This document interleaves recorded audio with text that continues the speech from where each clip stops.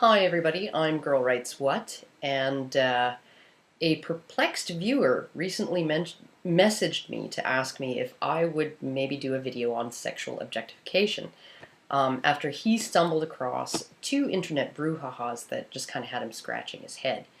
In the first one, an atheist blogger who writes about ethics posted a list of sexy scientists who happened to all be female, other than P.Z. Myers, who was added as a joke. He was immediately taken to task for compiling a sexist list that objectified women based on their looks. My viewer found the level of anger among those chastising this blogger to be kind of stunning, and noticed that the blogger had to repeatedly correct some commenters' blatant misrepresentations of things that he'd said. But what really got him wondering, what the fuck, was how so many of those people who were offended to their cores by that list came out and admitted explicitly that such a list featuring sexy male scientists wouldn't be offensive to them. He sent me another example of this phenomenon he'd found on Jezebel, where many of the women there were shamelessly objectifying male soccer players, and a few other women said things like, "If the World Cup featured women, we'd all be pissed about the objectification. This is not any different." The response was, "Yeah, we'd be pissed about it, but it's not the same. Here's why. In our current universe, men do not have trouble being taken seriously based on their looks or perceived sexiness, nor is their worth in society primarily judged by them. It also won't contribute to the overall oppression of men. They will not be treated like meat or chattel, period." My viewer asked me to kindly try to explain to him what planet these people were living on. I'm going to first say that these people kind of are living on a planet where they don't know or understand or just don't want to understand how sex works. I'm going to quote a favorite sex columnist of mine, Dan Savage, because his ideas about sexual objectification dovetail really neatly with my own. He says, "Face facts, ladies. People always have and always will objectify the people they are attracted to. Men who want to fuck women objectify women at places like Hooters. Women who want to fuck men objectify men at places like Centerfolds. Gay men objectify other men at places like Ashton Kutcher's ass crack. Lesbians objectify other women at places where Venus and Serena play tennis. The urge to objectify is universal, and so long as it's fairly and respectfully indulged, it's not offensive, not a problem, and not news." I would also have to say that these people are living on a planet where everyone lacks the hardwiring and software required to view women as having any active role in anything other than as passive beings that stuff, including everything concerning sexuality, just happens to. Which is pretty much par for the course. I've mentioned before that feminism seems to be the biggest objectifier of women out there, and this bullshit provides me with a convenient way to explain my reasoning to the uninitiated. At its heart, objectification is a denial of personal or moral agency. Agency is the idea that the things you do have an effect on the world and on yourself. That your action A will result in outcome B or C or D, depending what your action A was. That the outcome actually depends on your action. When people are seen as objects, they're seen as incapable of effectual decisions or actions that actually lead to outcomes. It's basically like saying nothing you do matters because shit just happens to you.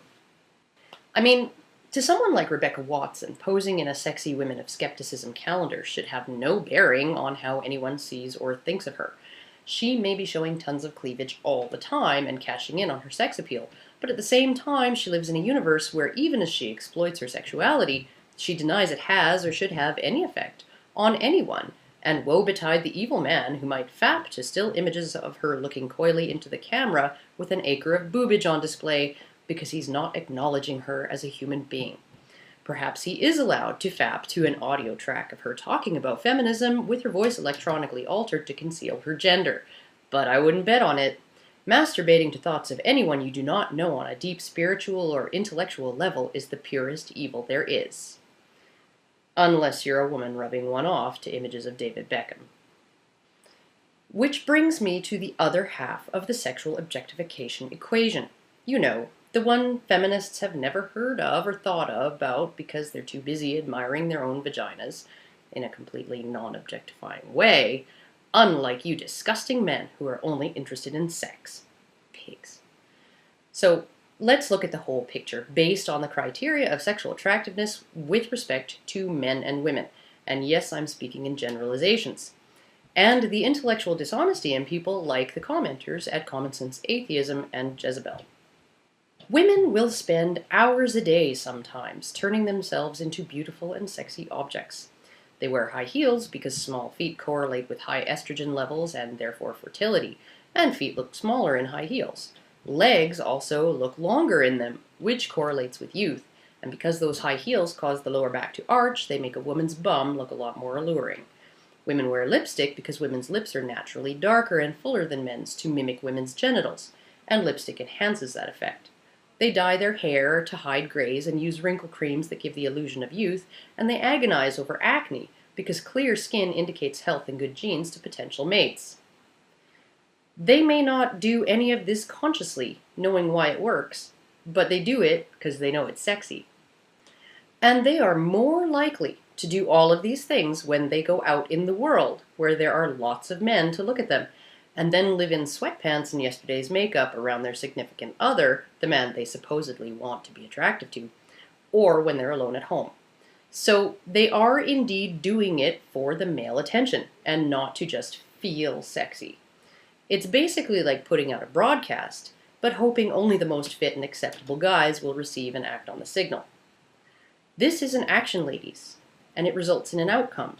The outcome is that you are now more sexually attractive to men you don't know and who don't know shit about you as a person, and contrary to what you'd like to believe, that is the outcome you were going for.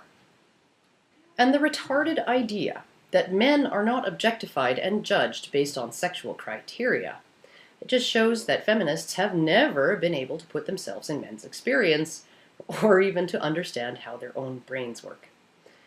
What are the sexy poses for women? The ones that show superficial indications of qualities men find attractive.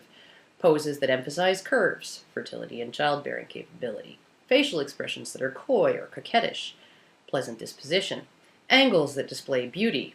Good genes. Clear skin. Health and long legs. Youth. The nakeder the better. Because a man's visually detectable criteria for what is sexually attractive in women is based on her body. Now, what are the sexy poses for men? Action poses, strength and power poses, work poses, rebellious or defiant poses.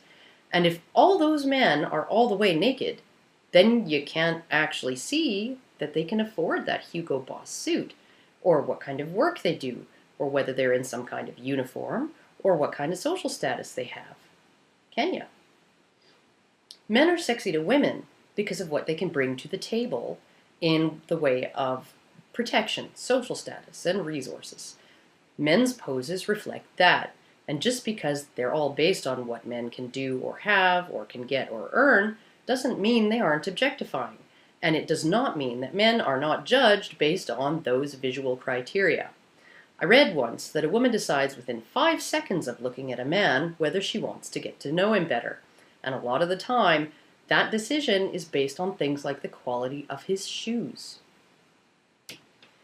And while it might suck to be objectified based on your looks, when your looks aren't something you can easily change, it must also suck to be objectified based on how much you bring to the table in performance standards, essentially objectified based on your utility to a given woman. You don't really hear the kind of moaning and caterwauling over the sexual objectification of men that we always seem to hear over the slightest hint of the sexual objectification of women. The difference is not that men have male privilege. It's that men who are unable to be seen as sexual objects by women because they fail to meet those criteria are seen as losing out, while women who are objectified usually feel threatened. And all of that can be attributed to the differing biological costs and benefits of sex depending on whether you're a man or a woman. For the sake of argument, let's just pretend that we're living 20,000 years ago before the pill and abortion and slut walks and the sexual revolution and the influx of women into the paid workforce and all of that. Because 20,000 years ago is the environment that our instincts think we're living in. Unwanted sexual attention, that is, subpar men or men who haven't been vetted ogling a woman, feels threatening to a woman because the biological cost, pregnancy, of that attraction carried too far, rape, is extremely high. Getting pregnant by a subpar man was a biological disaster for a woman. She'd waste one of her finite timed shots at the reproductive target, risk her life and health, and might have 4 years of decreased fertility from breastfeeding before she'd be able to try again. All of it thrown away on a subpar child sired by a man who at the very least hadn't proven to her in advance that he'd stick around and help her raise it. That's a huge set of risks and costs. So unwanted sexual attention from a man she feels doesn't measure up makes her uneasy. But she can't get any sexual attention at all, even from the men she does or might want, unless she presents herself as a sexually attractive woman, can she? So when she's applying all that makeup and pulling on that snug t-shirt, she's instinctively, but maybe not consciously, aware of why she's doing it. To be attractive to an awesome guy, which will make her feel sexy. But when non-awesome or non-vetted men express unwanted or premature interest in her, she's made uncomfortable. And rather than face that conflict, she buries it under an illogical tangle of rationalization wherein she deems men should not objectify her even when men objectifying her was her goal, and wherein none of it has anything to do with her or anything she does or is. It's all the fault of those men and the dicks they're led around by. This is one of the reasons why male behavior around women has always been bound by strict rules of courtesy, and why even as recently as my grandfather's time, a man could get his lights punched out for offending a woman by using vulgar language in her presence. And it's why women are still the group with the most power and to control discourse and rules of politeness. They set the limits of what is acceptable speech and behavior, and pretty much everyone caters to their lowest common denominator of comfort level. Now, on the flip side, because of those female costs and risks, men have to compete to be worthy to get a shot at reproducing. But 20,000 years ago, if he had sex with a subpar female, one that he wouldn't be interested in hanging out with long term, he lost nothing other than a few million sperm that regenerate constantly. He could, at least until recently, just walk away, no loss, no foul, and try again with someone better the moment he could spring another boner. And for him, being objectified is a good thing. He has to compete for females, remember? Being objectified is success, and success makes him a winner, even if he doesn't end up having sex with any of the women making eyes at him across the cave. So he doesn't make a big deal about being found sexy. Being found sexy by many women costs him nothing, and can only pay off more the more women objectify him, because then he might actually get to have his pick of women, rather than the other way around. And none of this means that men want sex all the time, or for many different women, or anything like that. It just means they aren't going to have that visceral, instinctive uneasiness around an appreciative gaze from a woman they don't know. And even if he has no interest in women, or sex, or reproducing, the things that make him a sexy object are things that will make his life awesome as an individual. Money, self-sufficiency, respect, physical fitness, and the admiration of others. Even if he doesn't ever want sex, any of women's sexual criteria he meets are of benefit to him as an individual. Up until very recently in our social and legal evolution, he didn't face the conflict that what makes him valuable sexually is also a huge, potentially life-ruining liability if his sexual judgment led him astray, or if a woman took advantage of him. Women have always had all the power in the sexual equation, but up until an eye blink ago, it was a power that could utterly destroy them if they weren't able to exercise total control over it. And even if they don't consciously understand that, their instincts do. Men have always had to earn their sexual power, and it was a power that once they had it, cost them nothing biologically. It was the getting it that used to cost them a fuck ton, often their lives, as they performed their way into proving themselves valuable enough to lease a woman's uterus. Now, what really gets me is how completely oblivious to most feminists are to things like this, how they will deny the agency women exercise when they objectify themselves, by shifting all the onus onto men to effectively gouge their own metaphorical eyes out, or else they're being pigs, rather than acknowledging the part women play in the game of sexual attraction. And the cognitive dissonance of saying something like, Men will not be treated like meat, even while they are talking about men like they're pieces of meat.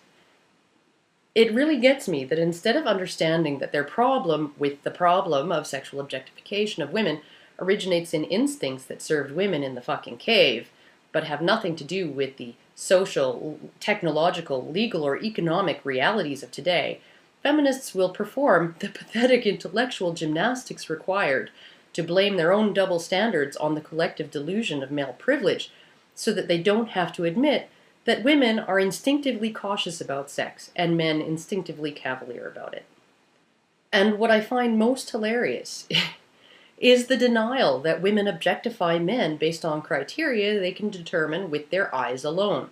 All the cues and signals so obvious in sexy images of men that showcase their utility to women, and that can be as simple as the way he's standing when the shutter clicks. If women are objectified as ornaments, then men are objectified as appliances. And the difference between an ornament and an appliance is that ornaments are coveted objects prone to theft by the unworthy, while appliances that no one wants get hauled to the dump. A woman objectified by the wrong man feels uneasy because once upon a time her reproductive costs and risks could cost her everything, while a man objectified by a woman was actually deferring his disposability. And I can even see that little nugget of truth in the lament of a 50-year-old attractive businesswoman who claims it's been ages since a strange man gave her the look. Leering hasn't happened in years, she says wistfully.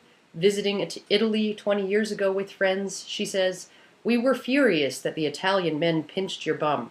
When we went back in our early 40s, we were furious that no one was pinching our bums."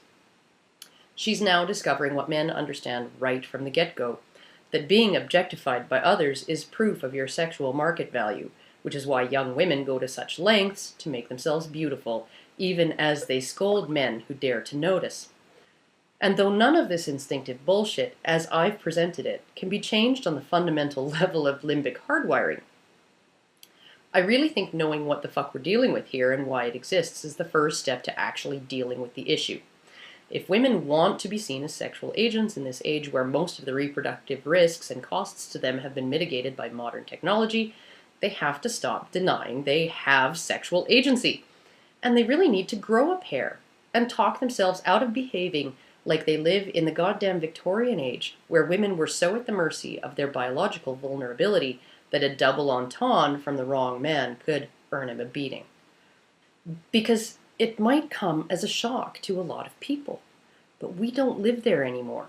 In this reality, in this environment, with women's fertility on total lockdown if they so desire, and men facing legally enforceable $100,000 baby mortgages when they have an oops, our instincts are actually diametrically opposed to our current relative risks and costs.